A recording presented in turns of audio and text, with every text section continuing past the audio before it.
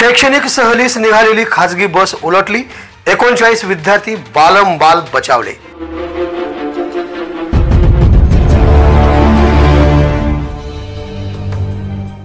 चाकूर तालुक्यातील शिवणखेड बुद्रुक येथील सहल सोलापूर जिल्ह्यात झाला अपघात।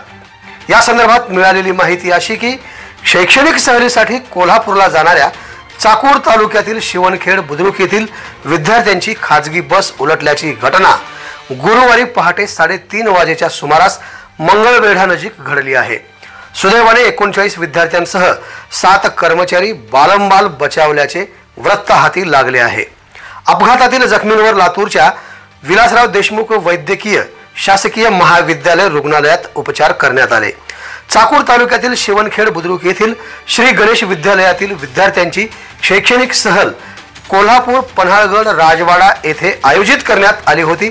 या सहलीसाठी शाळेतील 21 मुले, 18 मुली, 4 शिक्षक, 2 शिक्षिका आणि 1 शिपाई असे एकूण 46 जण एका खाजगी बसमध्ये जिचा क्रमांक MH24AB 7281 मधून बुधवारी रात्री 10 वाजता कोल्हापूरकडे निघाले होते।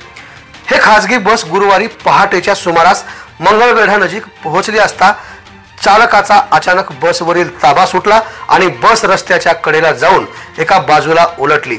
अपघातात काही मुले व कर्मचारी किरकोळ जखमी झाले। तात्काळ रुग्णवाहिका बोलावून सर्व विद्यार्थ्यांवर मंगळवेढा येथील शासकीय रुग्णालयात प्रथम उपचार करण्यात आले।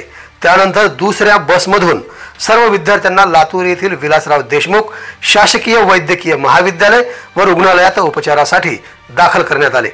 डॉक्टरांनी तात्काळ तपासणी करून उपचार केले। बहुतांश मुलांना थोडासा तर काही मुलांना मुक्का मार लागल्याने औषधोपचार करून सायंकाळच्या सुमारास सुट्टी करण्यात आली। खरं तर पहाटेची वेळ असल्याने सर्व मुले झोपेत होती। बस उलटल्याने एकच गोंधळ उडाला आणि आरडाओरड करण्यास सुरुवात झाली। अंधारामुळे काहीही दिसत नव्हते।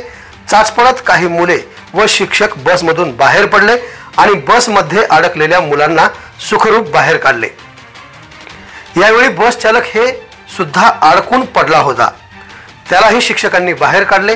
अपघाताची माहिती मिळताच सहकार मंत्री बाबासाहेब पाटील यांनी तात्काळ विद्यार्थ्यांच्या प्रकृतीची विचारपूस केली। विद्यार्थ्यांना उपचाराबरोबर आवश्यक त्या सर्व मदत करण्यात यावे अशा सूचना शासकीय वैद्यकीय महाविद्यालय व रुग्णालयाच्या प्रशासनास केल्या।